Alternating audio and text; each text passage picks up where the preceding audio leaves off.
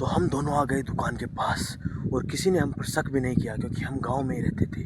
तो गाइस, हमने बनाया पूरा फिल्मों के जैसे scene. Hello guys, welcome to my story season first episode 5। तो शुरू करते हैं मेरी कहानी बिना किसी फालतू बात के। शादियों का सीजन चल रहा था तो हमारे गांव में थी हमारे भैया की शादी। हमारे गांव में 2 बुआ रहती है, तो एक बुआ है बड़ी जिनके साथ में मैं रहता था और छोटी बुआ का घर भी उनके पास में ही था। तो उनके बेटे की थी शादी। शादी आराम से हो रही थी और शाम को हम सब बच्चे बैठे थे एक जगह पर। तो हमारे बुआ जी और फूफा जी ने हम सभी को दिए 2-2 रुपए। तो हम सब उनको लेकर चले गए। हमारे पास में एक दुकान थी गांव के बीच में जो कि एक बूढ़े अंकल की थी। तो उनकी दुकान पर हम सभी गए और एक साथ हम सभी ने 2-2 रुपए दिए। तो गाइस, मेरी चीज़ सबको उन्होंने चीज़ें दी तो मेरी चीज़ उन्होंने किसी और को दे दी। जब मैंने उनसे कहा कि मुझे मेरी चीज़ दो तो उन्होंने मुझे नहीं दी।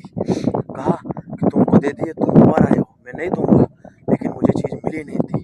तो गाइस, मुझे आया गुस्सा क्योंकि मेरे साथ हुआ था अन्याय और मेरे साथ कोई न्याय करने वाला भी नहीं था।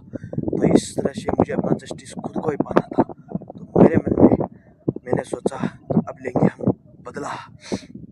तो मेरे दोस्त के साथ मैंने बनाया प्लान क्योंकि हमें पता था कि वो बूढ़े अंकल दोपहर को लगभग 1 बजे के आसपास अपने पास के ही किसी खेत में टॉयलेट करने जाते हैं। तो वहाँ उनको 5 से 10 मिनट लगते हैं।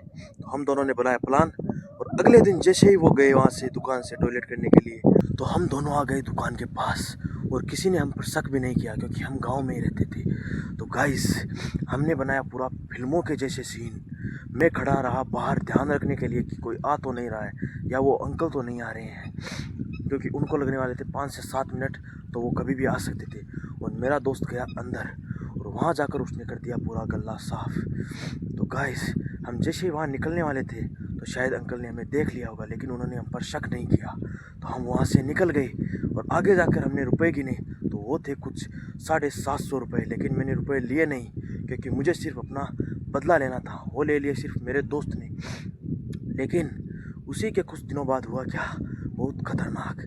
मेरी बुआ घर पर नहीं थी और मैं उनके पर्स से लेकर गया था 5 रुपये। वहाँ मैंने उनकी चीज़ ली और अकेला चॉकलेट खा रहा था।